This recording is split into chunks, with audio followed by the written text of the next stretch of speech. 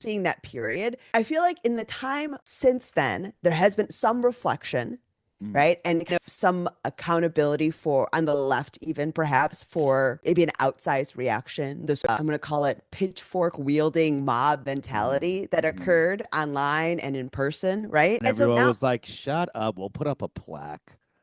Like, and like and then subsequent to that, like even the conversation inside of the left about, I think it's reasonable, right? The outsized reaction, the pitchfork wielding mob mentality, like all of it uh was, I think, did no was a disservice to our cause.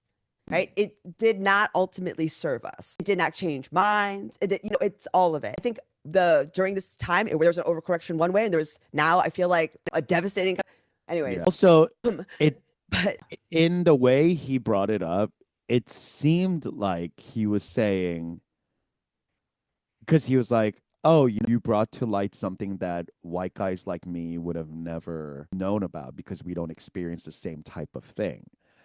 And I was like, "Okay, yeah, that's true." But in that way, I think he's saying like we white men used to live in this perfect world that was not disturbed and we didn't think our sacred cows were bullshit. But now yes. we had to reckon with it.